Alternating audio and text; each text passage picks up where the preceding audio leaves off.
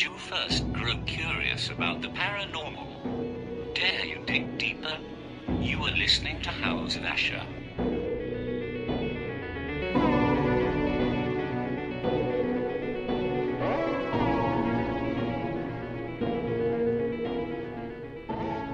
Hey everybody, this is House of Asher. I'm your host, Steve Asher. It's funny how that worked out. We're actually on episode 87, and I want to remind you guys, you're listening to us on Spreaker. You may be later listening to us on YouTube, iTunes, Spotify, SoundCloud, iHeart, and a plethora of different formats and things. I should mention, please go to stevieasher.com. That's steveasher.com, and that's where you can find out about the show House of Asher. You can find out about other projects I'm involved with, including my books, Hauntings of the Kentucky State Penitentiary, Hauntings of the Western Lunatic Asylum, even some stuff about some of my punk bands like Rex 84 and Camo Troopers. So anyway, but on episode 87, we're kind of going, it's something's open, it's something's new as well. So what we're going to do is we're going to have a very special guest and touching on one of my loves as a teen, the Troma film, Mr. Kaufman's baby, everything from Toxie and beyond. And I will tell you who our special guest is right after this break.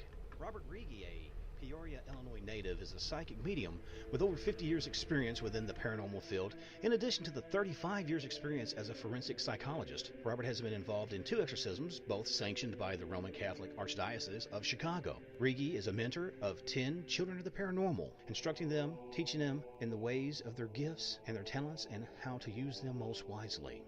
Robert volunteers at a hospice, ministering to the children and their families, seeing to their needs. He assists these young children in their transition from this earthly dimension to the heavenly dimension. Mr. Rigi's mantra is, we are all spiritual beings in a physical body. Robert Rigi talks to the children about the angels that are always around them in times of need. All of the services he does are always free of charge. Robert is available for both public and private events. He has given many readings in person as well as over the telephone.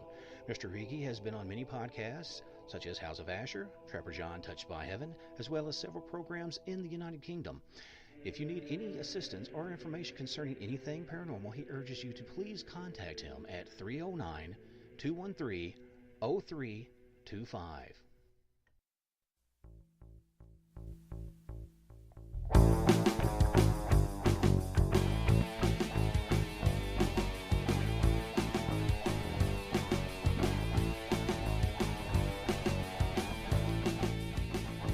And welcome back to the show, everybody. This is your host, Steve Asher. Welcome back to House of Asher.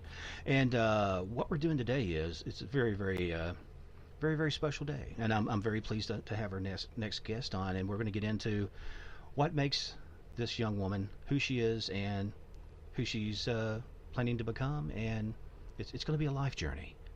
We're going to laugh. We're going to cry. It'll become a part of you. But I want to welcome Miss Vada Callistro. I said that wrong. Callistro. There it is. Almost had it. Correct me. Punish me. I said it wrong. Vada Callisto. Greetings. Callisto. Oh my Hello. God. Jeezum crow, as they would say around here. So, Rochester chick. I am. How's it going, Kentucky Steve? There it is. A swell. Better than I deserve. So yeah, let's rap a little bit, man. It's a trip, like I said, because when I first heard about the new feature that you're in, Shakespeare Shitstorm, first I was like, honest to God, before I realized you were in it, I saw a thing that had Mr. Kaufman, Lloyd Kaufman in it, and he was in a dress, and he was doing just this goofy shtick, and I'm going, oh man, what the hell am I seeing? And so then I started kind of getting into it, and then that's where I had saw that you were in it. And then I started, of course, everybody checks out trying to find out who you are. It's almost stalking, but it's not quite because you have to do research. So I'm like, well, man, this lady's into all over the place, and she digs music. She's cool. She has the Blanket Fort Life. That is your webpage, I believe, www.blanketfortlife.com. And I'm just like, this is a really groovy person. So I want to get to know this person. And I want to introduce them to the folks here in Western Kentucky because I like to it's like kind of like cultural exchange. I like to challenge. I'm glad. That's what it's I about. like Western Kentucky. I like Kentucky. As Well, many people don't know that about me, but I don't know. I have friends in the little Lexington area, and right. I enjoy your fine Waffle Houses. Yeah, a lot of us enjoy that about 4 a.m. But but yeah, well, I don't know if you're familiar with. I was very much like a goth and like a punk kid. I was too big to be like a sexy goth. I was kind of like the sad goth. But but I really dug stuff like Sam Hain and stuff like that. I don't know if you're familiar with Sam Hain and the Misfits and kind of punk from back in the day. But their drummer London May lived up. I think it was around Lexington forever, man. He lived up there for a long time. Him and Glenn Danzig both did, and so it's really strange how you would not think of Kentucky as a hub for hipness. Maybe, I mean, I don't see it. I'm not a self-hating Kentuckian. I'm a Southerner, and that's just how it is. There's good things that happen. There's bad things that happen, but all you can't think about. Don't forget, be aware, but strive for something better. Okay, I'm done preaching, but that's what's really cool. Because like I said, my wife's people are from like Chicago in that area, so we were kind of a little bit different to begin with. So I don't know, we try to be progressive. So anyway, so let's wrap, man. Tell me a little bit more about your cat. It's completely off the subject. Can you tell me about your cat? We were talking about your cat a little bit off the air, and that's not on the double entendre or nothing like that. I was worried that I have a little kitty. Her name is Chloe, and she tends to be vocal. So especially when I talk, she likes to be involved in the conversation. So I just was kind of trying to give a warning that you may hear her, because she'll come over and be like, "Meow, what's up, guys? Meow, meow." No, that's all good. Well, see, Why is she talking to me? Well, see, that's the thing. A lot of times I'll talk to people. Like I said, I want it to feel like we're sitting on a couch or whatever and having a coffee or a cappuccino or something, and the cat runs up, "Hey, how you doing, honey?" and play with your cat or play with the dog. And I've had people that's had, like, a guy had I think it was an Irish setter, beautiful dog, and come up and it was yapping, and he's like, "Oh, I'm so sorry." I'm like, "No, man, let that dog go. That's family. It's just like a kid, let it go." But anyway, Yeah. so obviously a pet person, very much into. Well, recently I just got my first pet. I haven't had her very long. She's lovely. Well, that's that's good. I was lonely after coming back. I was filming Shakespeare Shitstorm in New York, and I was surrounded in a house full of the production office, the production house, full of people, and there was just constantly everyone around. And I came home, and I was like, man, there was a lot going on. I need somebody to talk to and interact with now that I'm home. Everybody, lots of people live all over the world. They came. There's people from Iceland and Brazil and everywhere came to work on this movie. And I was like, I'm going to go back to Rochester and be lonely. I'm going to get a cat. So, Well, two things. Again, growing up, and being exposed to, a lot of the trauma films, I think people get this concept of B movie or whatever kind of alternate movie stuff. It's not necessarily a Warner Brothers release or whatever, and they kind of have this, you guys just sort of guerrilla shooting like in a park, jumping out of a van, and hurry up before we don't have our permits. We gotta go. I mean, Lloyd takes care of it. He does it right. I mean, he's the top dog. If he's like a B+ film director, and I'm saying that with all the love in my heart. He's high end. I would call him B filming. Spunky guy. He's still artistic. He's still artistic and has that. You got to adapt to whatever's being thrown at you in the moment. You have to be able to do that and improvise with what you have available for resources and humans and make it work. And he does really well at that. Well, let me ask you this, which I know you're playing Puck, if I'm not mistaken. Yes. Okay. Did before you got into this, I don't really know necessarily your upbringing through stuff. I guess before we got into that, I was going to ask you, what turned you cool? Okay, some people always say they were born cool. I don't consider myself cool, but growing up here, I listened to, my dad was like a country guy. My mom listened to a lot of 50s and doo-wop and like Ronnie Spector stuff. And then my brothers turned me on to like Sabbath and Uriah Heep and Floyd and Yes and Zeppelin and all that. And in time, everybody wants to step away from their family, own something, at least when they're young. And so I got into punk and goth and, speed metal and all that. But that was sort of my gateway into discovering that, which I have as I gotten older. I'm 49 now. I've rediscovered some of the music I grew up with. I was actually listening to I think it was like Chicago 25 or 6 to 4 or something before we started the interview. I just wanted to get kind of a cool groove vibe going on, so I was prepared for you. That was my prep. But and you listen to Chicago. That's lovely. Yeah, I like some Chicago. It's it depends, because it depends if you talk to a certain percentage of people. I'm talking about females, and I'm not trying to be sexist, but a lot of them like more like the lovey kind of, I can't even think of some of the songs, or like the Peter Cetera, like I'm a man that will fight for your honor type stuff. I actually like that song. Yeah. But oh yeah, that gets you. I don't care who you are. You're going to be riding in your car singing along with that, just like Journey and stuff. It just Air happens. Supply. It's that whole oh my god vibe. That's what I'm saying. Yeah, that's what I'm saying. You've got that in like that cool, in the most positive way, funky vibe. You got that. You're just like, I don't take myself too seriously, and that's what's really groovy. So what?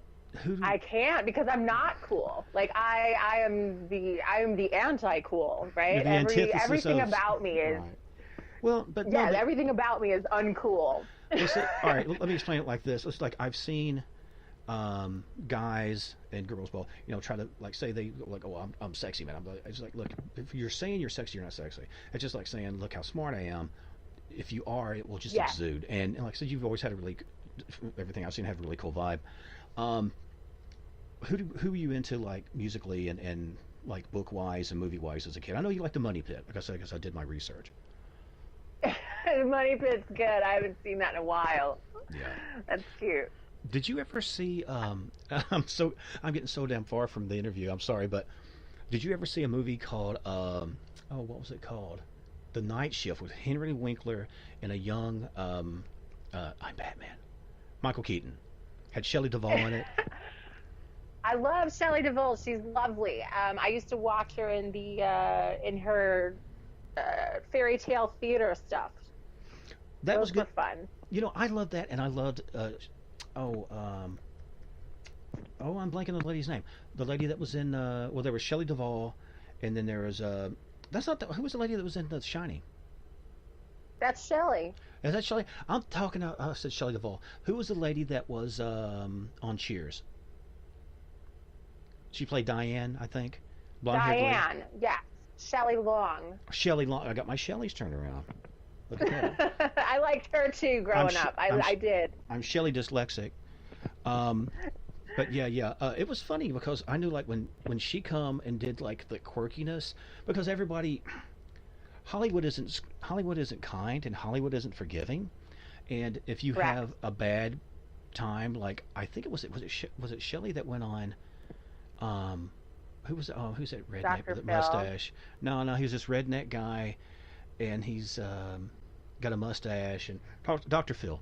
Anyway, this redneck, and he really just kind of just let her go, and didn't kind of. It wasn't like, well, hey, let's finish the interview, because she's obviously kind of not on planet right now. But he just went with that, and you look back at stuff like the fairy tale stuff, and it's just like, you have to have a certain amount. I don't want to say you have to be crazy to be in the business, but it helps. It seems like you have to have a certain amount of fantasy and disconnect and ability to kind of live in two different worlds, I think, anyway, to be a character or do a show or be a writer or any of that. That's what they say. I mean, people have always told me that that's kind of what's needed, and that's where I should focus, and I couldn't reel in all the craziness. Right? It was always there, but to kind of pull it in and center it and apply it to something is a little more difficult well, let me ask than you, it looked. Well, what was your, like, something fired on you, man? Something, you come online, be it music, be it a book, be it something. What hit you? For me, there were two things. When I was a kid, I saw a movie called Gargoyles that scared the hell out of me, which made me love and fear caves. Also, Land of the Lost made me love and fear caves because of giant reptilians. But I always loved ghost stories and things like that, and had some experiences like that. Something you should know about the show: sometimes it touches on the paranormal as well. So don't Okay. freak out if I ask you if you've had a ghost experience or something. I'm not trying to go cuckoo on you, but what was like, No, I don't take it that way. what was the first thing artistically that you remember that hit you that said, I want to be an actress, or I want to be a model, or I want to be astronaut, whatever it was you wanted to be? What was the first thing? Oh, that come goodness. in? I'm I telling mean, you. we were talking about this the other day. Yesterday, Albert Finney had passed away. Oh yeah, And the original angry young man. well, I know him. To me, he's Daddy Warbucks, right? He's Oliver Warbucks. Oh God, I forgot about grew that. up, and my grandfather was in an orphanage, so like when he was growing up. So when I was very little, probably about 3 years old, like we watched a lot of Annie, like a lot of Annie. So you sit around singing the And, song, the Hard Knock Life, and all that. Yeah, I mean, they bought me tap shoes. I had the red yarn wig and Oh my the God. dress, and I'd be tap dancing around. And it would be honestly the story he likes to tell is that. And then before I could probably even speak in sentences, I was running around with the Madonna albums, Oh and wow. with the scarf wrapped around me and going like a virgin, like a virgin. Yeah. And I go over and move the needle and drop it on my song that I wanted to hear. Just and that's it. Madonna's she's an eclectic person. She changes up her look and her style, and very doesn't, chameleon-esque. Yes. To say that I wasn't influenced by that at all would be ridiculous. I think that my youngest, as we talked a little bit about earlier, Ollie, as he identifies as, I was always like, we were talking about preferences and life choices and stuff, because we're really very open, and I was like, it's interesting that whatever, and I said, I don't know, maybe you got this more from Mom. He says, no, Dad. I said, like, you're in a lot of ways you're like the biggest queen I know, because like I'm super passionate. I mean, he meant it as a compliment. Is that you're real passionate, and like I'm sitting there talking with my hands moving. I mean, if I held my hands together, I'd clam up. I wouldn't know how to talk. And I was showing him stuff that I would watch as a kid, and stuff like like Match Game and Hollywood Squares, like Charles Nelson Riley and Paul Lynde and all these guys. And he said, yeah, we see what happened then. So I was like, unfortunately, or fortunately for whatever, you like boobs better than, whatever. So there you went. So anyway, but Little Annie, that's an interesting thing. Yeah. Well, then as I got older, obviously, like watching films, I was by myself a lot, so I spent a lot of time in front of the television watching movies and film, and it just things like Wayne's World and Ghostbusters 2 and Look Who's Talking and all those kind of like 90s type of kind of feel 90s goods. movies. Well, see, Yeah, I could see you doing like watching Breakfast at Tiffany's and like doing all the lines along with the television and stuff. For some reason, that just come to mind. How far am I from the truth? As I got older, I started watching those, but I was definitely I was a Grease nerd. Like, okay. I know every line in that movie, and I watched it. I think at one point probably 5 times a day. I was. So if I broke into like Summer Lovin', like you'd be there. We could knock this out. But I'm shy, right? So. See, people forget that. Because I'm an extrovert when I have fellow freaks, people that are like me and that are quirky or in the life of the paranormal or into the life of punk and all that stuff, I'm all over the place. I'm like freaking Robin Williams in his like 80s Coke days, bouncing, bing, bing, bing. But if I'm out and I don't know you, I'm a shadow, man. You don't see me. Yes. It might even come off a little bit I tend to be stoic. very, very introverted, but like, growing up, I was always very He's very talkative and weird and awkward and annoying. Annoying was the word that they like to use a lot. Not possible. No. Come on. Oh, it is. Yes. Well, oh, yeah. no, you know what, though? But I think what it is, people that are like that, one or two things happen. Either you learn to hone it into radio, television, whatever. Say maybe you become an academic, you use that in your lecturing, you make it entertaining. Maybe you're a very passionate, lively teacher or mentor or whatever. But it's the ones that never can, is the ones that just spiral out. And without that focus, who helped you focus? Let me ask you that. And we'll touch more on Shakespeare Shitstorm. It was definitely, who helped me focus was me. I had to make the choice to stop drinking. And that was something that was kind of a way for me to handle, my awkwardness or me not fitting in or me being shy and me being angry or whatever. Like, I drank for so many reasons, but it was became a way of life. And in order for me to kind of grasp some sort of focus on myself to take care of my my body and my brain and Right.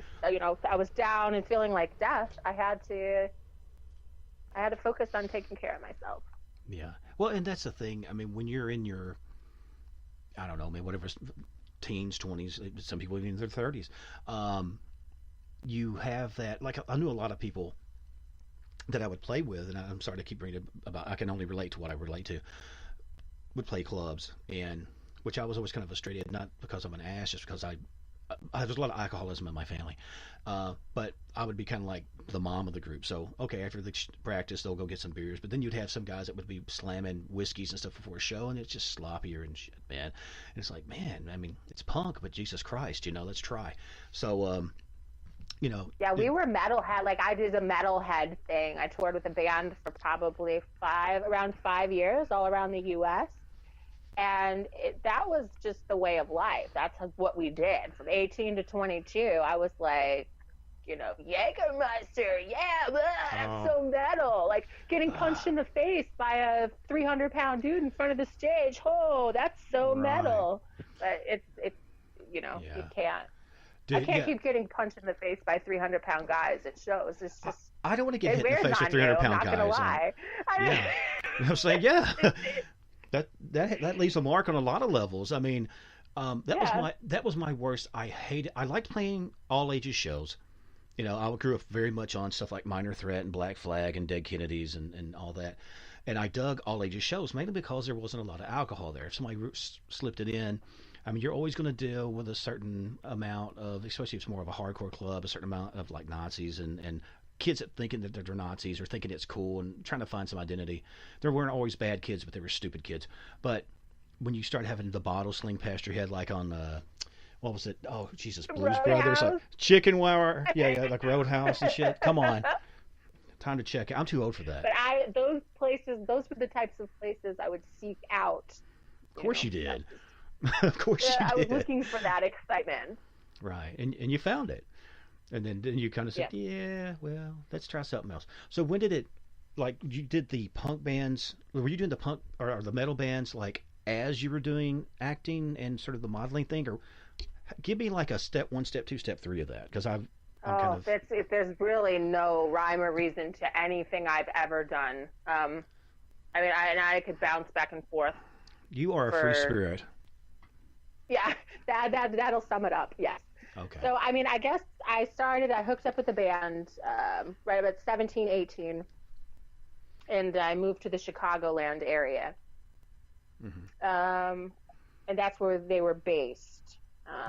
But being in Chicago and then actually, you want to know the truth? I had a guy, my boyfriend, and he was like, the drummer in the band, and he's like, hey, you flashed your top on my stage. I mean, why don't you just, like, do it anyway. I mean, do it for your own artistic stuff. Yes. Yeah, make it part of your own gig. Thing with it. Yeah. So, and then I fell into some of the burlesque stuff in Chicago. That incorporates like comedy, and we had comedians, and dancer girls and magicians and contortionists. And this was before like the very beginning of like the whole new wave of burlesque uprising. My girlfriend Angela started this group. And we did Ozfest actually then in Chicago. That was wonderful. We did a burlesque show for them. You know, something that people fail to think or fail to get, especially if you're on the outside looking in. And I'm certainly not a burlesque guy. You do not want my big ass on stage. But it's a thing where there was a lot, like you said, there was a lot of stuff there. There's dancing and there's timing, regards of when what comes off and goes on, and when, you know, especially when you're doing stuff like, remember like they used to do the balloons and dancing with all that, and it's like it's not so much what they saw, it's what your mind kind of thought you saw, and there was a real symmetry and a gracefulness to it. That, you know, look, I talked a little bit like was it Tempest Storm and some of the early like 50s and 40s type burlesque, which kind of really come from like the Catskills type zone. And I mean, there was probably a certain amount of that like in carnivals and things like that. But, you know, most people can't see past, oh, there's a little skin, God forbid, let's shut it down. It's a spider, go kill it, you know. So anyway, but no, I mean, yeah, it takes, man, you got balls, dude. I couldn't do it. I could not do it. You know, and well, let me ask you, like, did your missus, I call her your missus, I don't know, I'm sorry, I forget what you said her name was. When you guys met, was it like, did you meet like at the Ozfest scene, or did you meet right before Ozfest, or had you guys always known each other? My gal pal that we did the burlesque stuff. No, I met her through friends of mine, like the south side of Chicago. Okay. There was a little bar we would hang out in, and she was in there, and then she was like, hey, I'm putting together a show. Okay. Now, is this in the like? And I would love for you to be part of it. I know I'm bouncing all over, and I apologize. I'm just trying to hit all these different little points. Was this like during like the Spick and Spanish show era, or was this like later? No. That girl that I was doing the Spick and Spanish show, she's on Shakespeare Shitstorm with me. Okay, because that's what I was thinking. And that, like, the stuff that I did burlesque was like 2005, 2004, probably 2003, 2004, and that's where I started in Chicago. When I was a guest on the Spick and Spanish show, that was for we were filming Shakespeare Shitstorm. Nadia White, she's one of the other bad girls, she was invited, and she asked me to come along with her. Cool. To talk about the Troma movie, and that was just this summer. Listen, Vada, that's actually a real good pause point, and what we're going to do is we're going to take a quick commercial break, and we're going to come back and really get into the Shakespeare Shitstorm, and touch on all those other elements and all the crazy, wacky stuff. So we'll be right back. Robert Rigi, a Peoria, Illinois native, is a psychic medium with over 50 years' experience within the paranormal field, in addition to the 35 years' experience as a forensic psychologist. Robert has been involved in 2 exorcisms, both sanctioned by the Roman Catholic Archdiocese of Chicago. Rigi is a mentor of 10 children of the paranormal, instructing them, teaching them in the ways of their gifts and their talents and how to use them most wisely. Robert volunteers at a hospice, ministering to the children and their families, seeing to their needs. He assists these young children in their transition from this earthly dimension to the heavenly dimension. Mr. Rigi's mantra is, we are all spiritual beings in a physical body. Robert Rigi talks to the children about the angels that are always around them in times of need. All of the services he does are always free of charge. Robert's available for both public and private events. He has given many readings in person as well as over the telephone. Mr. Rigi has been on many podcasts, such as House of Asher, Trapper John Touched by Heaven, as well as several programs in the United Kingdom. If you need any assistance or information concerning anything paranormal, he urges you to please contact him at 309-213-0325.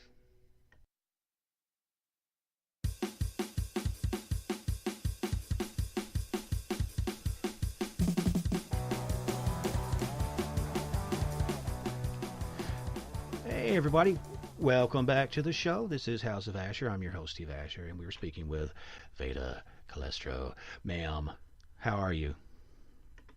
I'm doing very good. How Groovy. Are you, Kentucky Steve? Can't even stand it. I'm doing so well. You know, just chilling. Having a great day with you. So let me ask you this, and again, like as I'd mentioned off air, people that listen to the show, it's like, okay, he's here, now he's back over here, and then he ran over to. It's layers, like an ogre or an onion. I've got layers. I'm bouncing all over. Because, like I said, the thing is, I can't categorize you, man. I mean, you're a trip. I like you. And like I said, that's been kind of an issue, right? For everyone, they don't know what to make of me. Am I this? Am I that? I don't personally like being put in a box. Right.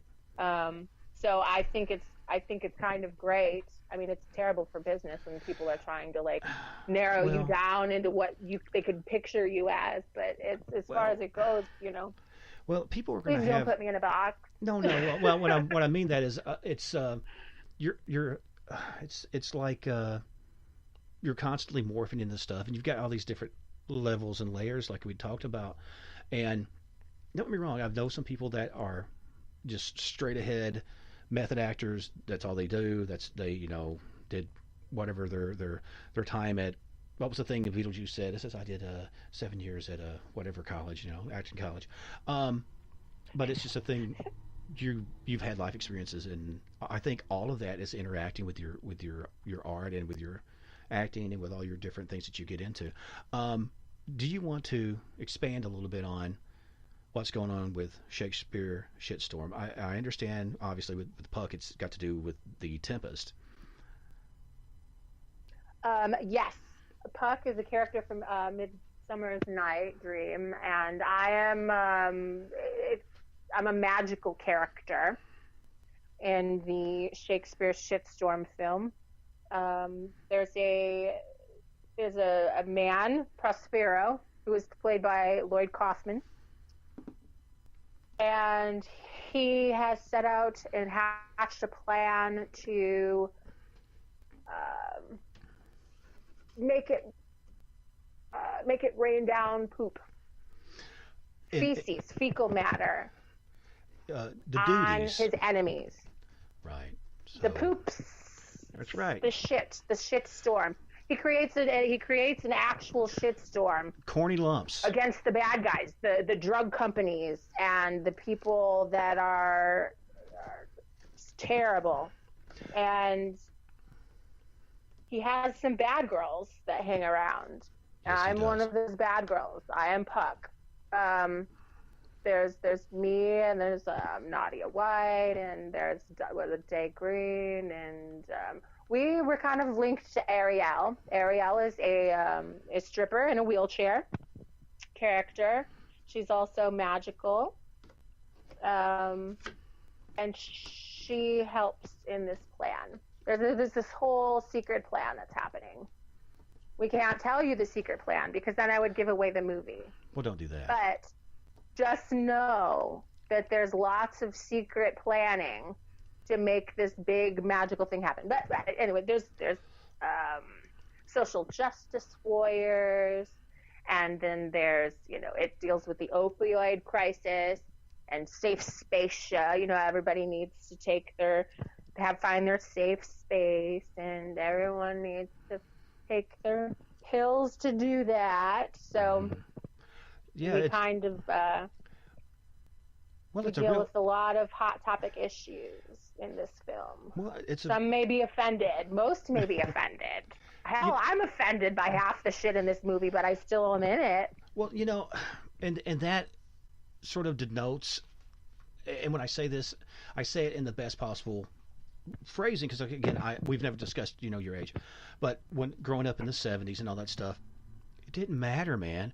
Don Rickles is talking about Spear Chucker Jones and whatever, and then this guy's talking about the Chinese guy, and back and forth, but everybody was cool. It wasn't like, oh, you're this, you're that, oh, let's go burn your house down, let's go put an effigy in front of your house, let's go run you out of town. It's just, we have a good laugh, we talk about that elephant in the room, let it take a big dump, and we go on, and you don't have that somewhere thing. Along the lines, things got kind of muddied in the comedy, I believe. Now, I'm not, I can't speak for all comedians. I don't list myself as a comedian. I do tend to fall more on the humorous side of things more than the horror. I do follow more of the funny aspects of life than the scary aspects. But not saying I'm not into the horror of it all, but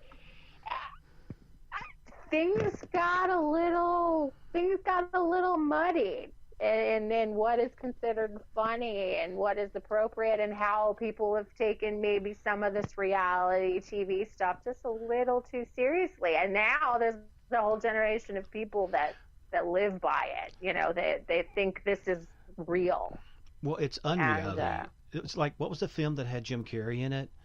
And it was like a big television show, Truman Show. I almost said Sherman.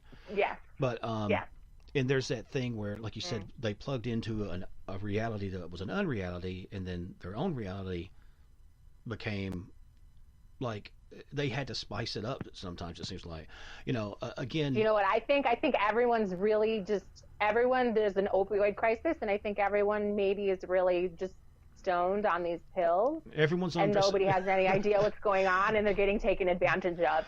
If you want my honest opinion. No. Well, see, I thought you were going to give me I thought you were going to give me the. Hold on, you gotta let me pull it together for a second. For some reason, when you were saying that, I thought you were going to give me like a Mr. Han thing, like everyone's on drugs, like from the Fast Times at Ridgemont High movie. But they are. They totally are. Everyone's on drugs. And they are very confused about what's reality and what's not. And I'm sober, and I'm standing back looking at all this and laugh. I mean, I have to laugh because I was there. I was a person that partied. And right. But once you're outside of it a little bit, it's it's wow. Different. Well, and that's the thing. It is a different world. Well, when you were dealing with your recovery, I mean, I don't know if you want to necessarily get into it, but I know, having like friends that have been in the life and dealt with a lot of that, and stepping back. I mean, did you find it was honestly like you had to almost make new friends? I mean, or did people accept you, or were they just going, "Oh, come on, man, don't tell me, what, are you going to be religious next?" Did you? Oh, I cut everybody off. Because I didn't want their judgments of me. I was like, I don't need you telling me what I'm doing is wrong, or this is wrong, or that is wrong. Like, I was ready to die. So, like, I had to take care of myself. It wasn't a matter of, like, I can't talk to you because I think you're bad. It was never, like, a thing like that. It was, I got to take care of me because I'm about to kill myself or go to jail or the crazy hospital. Like, there's something big has to happen here, and I have to do it, on my own without you guys telling me that I'm doing right or I'm doing wrong or whatever. Well, look at guys. I call everybody guys. I'm blanking on her name. Help me with it. The crazy hot girl from Kraft. You know the one I'm talking. Her character is Nancy. Nancy, okay. Or are you talking about her real life? Perusa Bulk is her. Yes, her. Which I loved her in the Waterboy as well. That's a documentary here in Kentucky, by the way. But I swear to God, I know guys like that. But she had went through so much, and the machine of Hollywood, and the machine of media, and the machine of, you got to be sexy or skinny, or your boobs got to be bigger, your butt's got to be small. Especially on women, it's friggin' brutal. And it doesn't matter if you're left or right. I'm a centralist. I have friends that are Republican. I have friends that are Democrat. I have friends that are Green Party. I have friends that are apolitical. Whatever.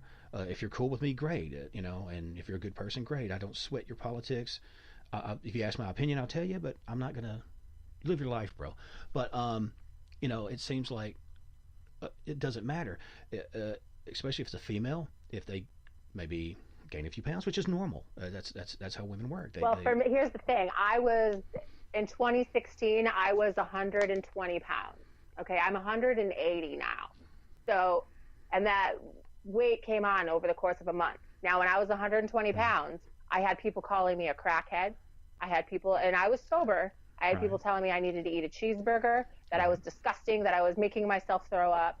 And it was nonstop.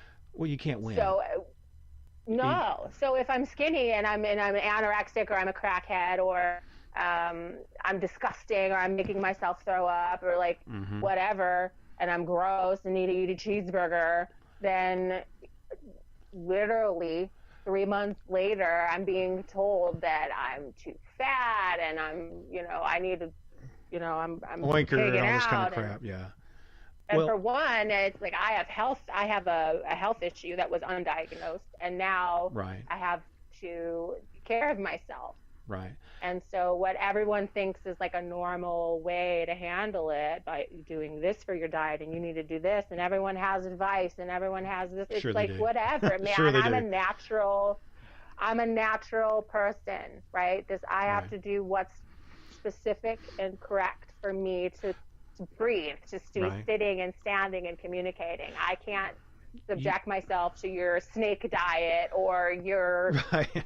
vegetarian lifestyle, because I'll fucking die. Right. Like, well, look at Steve Jobs, man. I mean, that guy went and was just eating fruit and freaking killed himself got some sort of cancer or something because he threw his chemical balance off. I mean, you know your body. oh God. Yeah. And no pun intended. You know your body better than anybody. And the thing is, I'm not particularly new agey or anything, but I do very much believe in, okay, well, I'm craving red meat. Okay, well, maybe I need let me look at my calorie intake or something, because I am trying to watch my weight a little bit.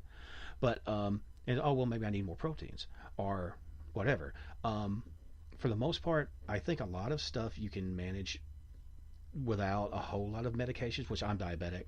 Since we're just talking about it, I won't necessarily get. I know what you're talking about. A friend of mine had the same situation, but there's always somebody that thinks they know better about you and want to tell. It's a power trip for people, I think, and sometimes Yeah, 100%. yeah.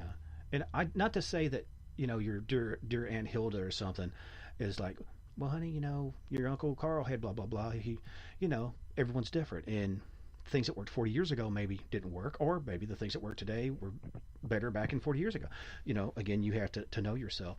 I mean, and that takes a very independent person. How has things been now that you've kind of come through that? Because like I said, again, you're not the same person you were when you were 15, or as No, you are I mean, at 25, I feel 15 most of the time, to be honest. Right. Well, no, see, that's me too. I mean, again, I'm a granddad, but I still think fart jokes and dick jokes are funny because I guess because I'm a guy. Because they're funny. Because they're friggin' funny. They are. They will never not be funny. Right. And that's what I'm saying. That's great. I might read, Wuthering Heights, but then I'm going to listen to, some dick jokes because that's good stuff. It's going to be well-rounded. I'm well-rounded. My body's round. My Right. likes and tastes are round. I'm just Right. a round lady. Well, the thing that I've seen, and that's like I said, that's what I think is really groovy about you, is that, and I'm not trying to kiss your ass, I'm just saying, you kind of know thyself. You know yourself. You know what you're about. You know where you're trying to go. And not to say that you won't have stumbling points like anybody else. We're human, but you're not scared to do it. Because I know so many people that No, live that's the biggest thing, know. is like fear gets in the way of everything. And I learned that through me. I personally had to learn that through getting sober, because I would just drink or party through those feelings. Yeah. But you have to just go at it. You go for it. You don't, and I still deal with fear a lot. I'm trying to, would I love to cut an album at some point? Yes. It doesn't matter if I'm talented or not and can sing like opera, because people do all sorts of music through, musical expression and sell albums, right? Right. So, but what's stopping me is being afraid, right? What am I afraid of? I don't know how to do it. What if I sound bad? Even though there is no such thing, right? Art is an expression. There's no bad. Right. It is what it is. Accept it for what it is art. It's a shame that you're not closer to Western Kentucky. Because like I said, I've cut albums for my groups and some other friends of mine. I mean, it's very, simple 8-track, maybe double bub vocals and all that kind of stuff. But that's the thing. I mean, and you have to trust somebody. First time I wrote anything in like writing my books, when I gave the final draft, I knew it was done, but that little dark passenger in the back of my head said, "It's garbage. Burn it." And I'm like, you have to turn that off, and you have to do it. Like, it's so hard, because I should be writing. Realistically, like, I have tons of life experience from all over, and crazy, wild stories. And I have so much information that I need to get out of me, that I need to be writing.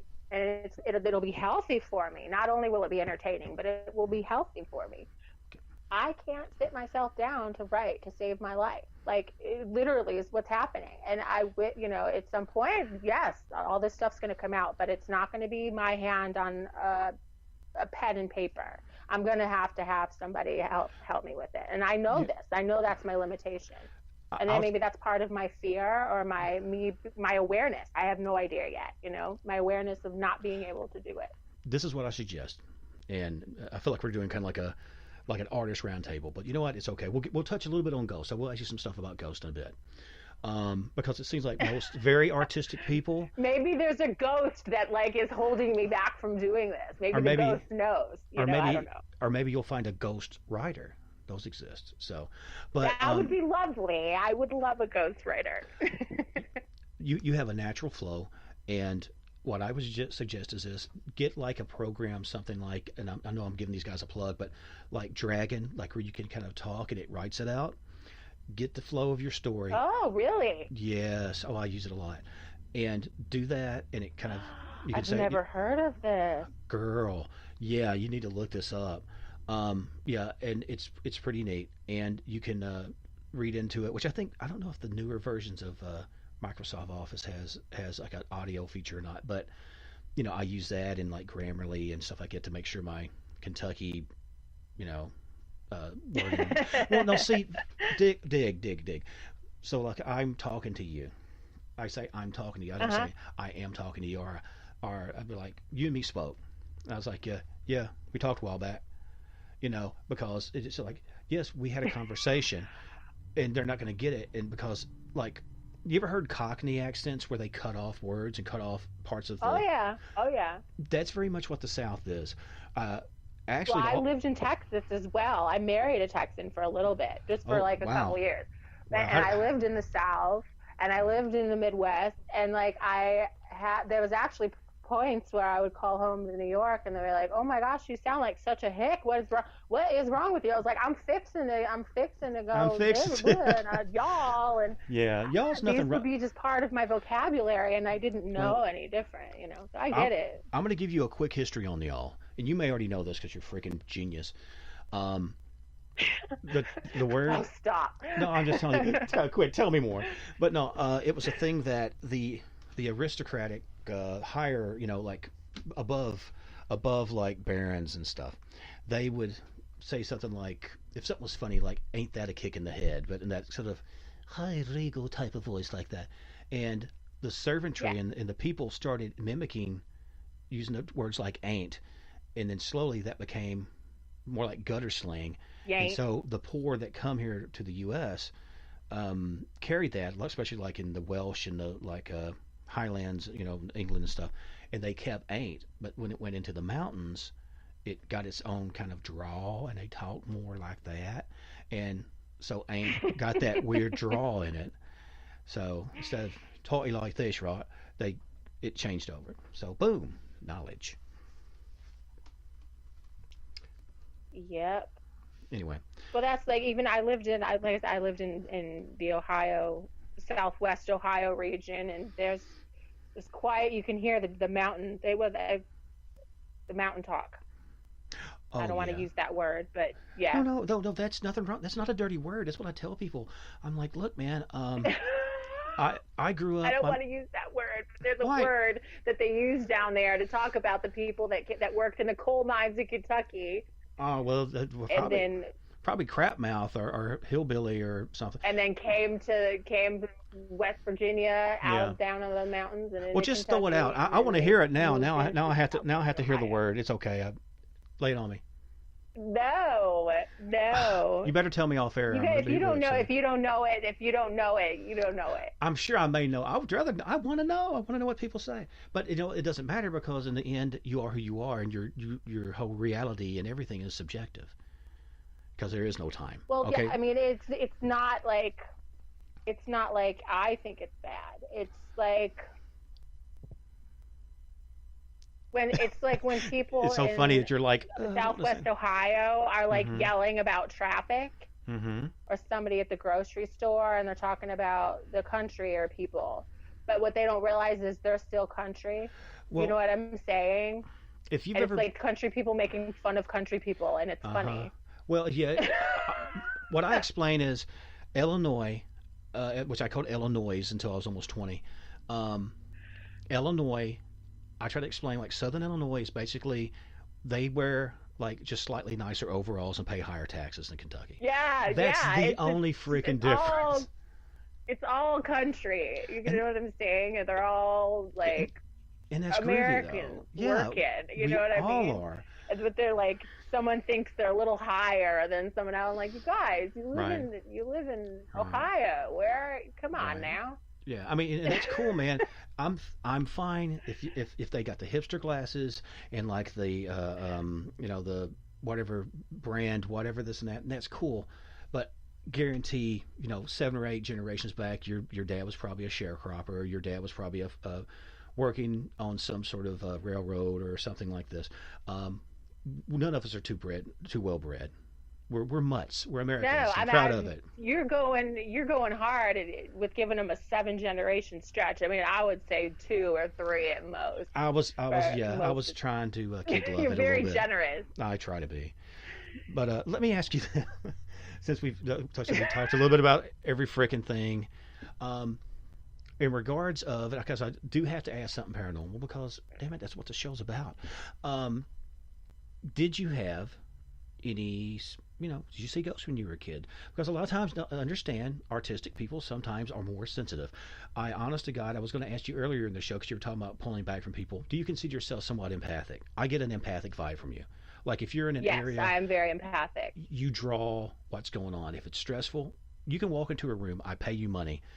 You can walk into a room. There's been some stuff going on. It's like, dude, what just happened? Oh man, you just missed this big argument between Tim and whatever. You're like, yeah, I can feel it. You feel it in the air. Yeah, you taste it. And 100% you do. And I've tried to explain that to my family. Like, okay, living in a city. This is coming from a small town guy, Oh, but it's too much. no. Well, what I mean is, understand. I mean, I've traveled Thailand and traveled, been to Canada and Texas and up in New Mexico and the Four Corners area. I've been around a bit. I'm not the stay thirsty my friends guy, but I'm maybe the guy that carries his luggage. But there's a thing where, well, what I'm saying is, working in a prison system, you learn a lot of people from different people, and generally, you learn to trust your gut. And that little voice in the Yeah. back of your head of like, that don't sound right. Or, I don't know, I just met this person. The vibe is right. They're looking me in the eyes. I'm not feeling any sort of fidgety back kind of dealings in the back of their head. I feel that they're probably okay.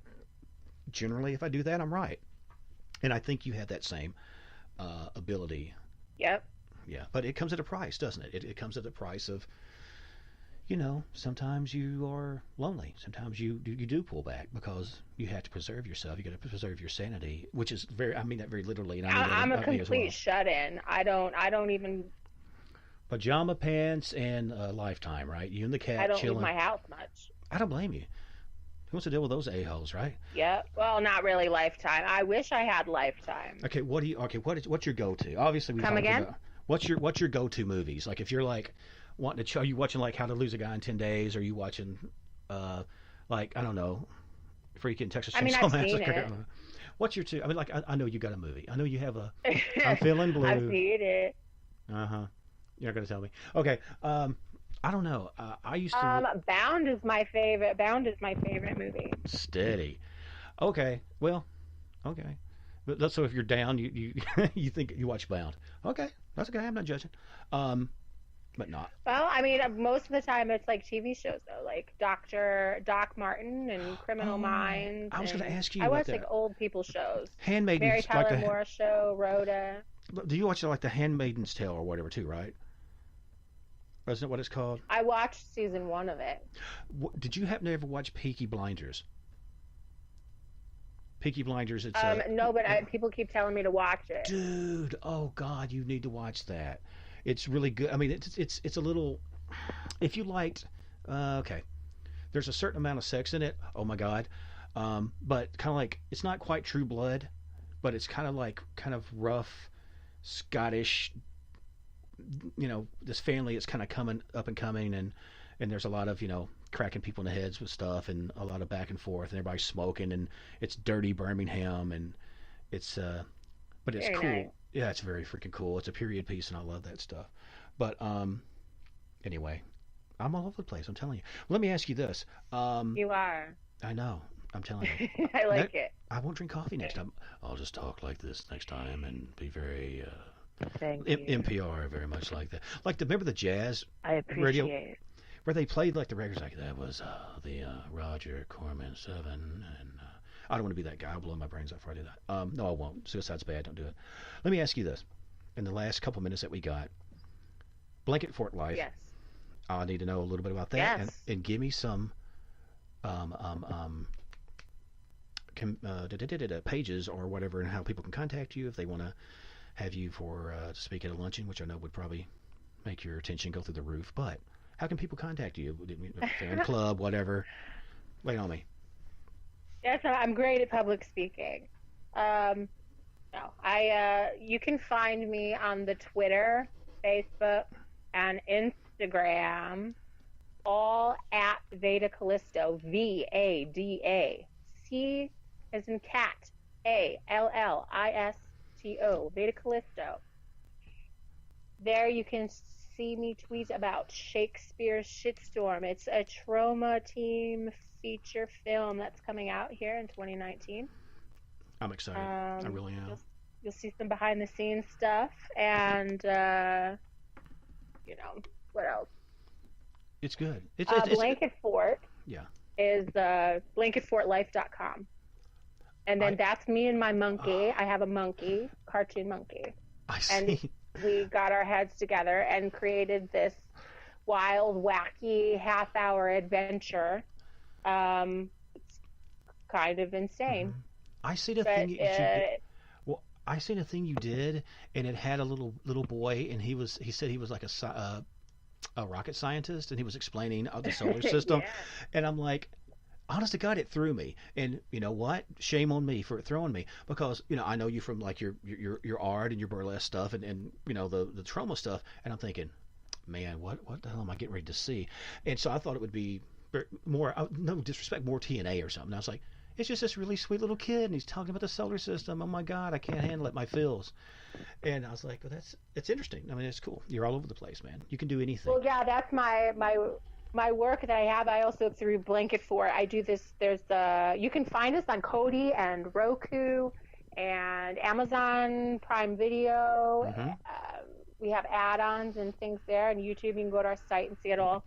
But there's also a segment that I did. It's called Vada Callistro, Past to Present with Vada Callistro. And I interview my grandparents. Oh, that's cool. And I talk about how they met at a record store and then went to a record hop and then, the concerts they got to see and those types of things. I like heart. I like stories with heart, and so like in Blanket Fort, if you have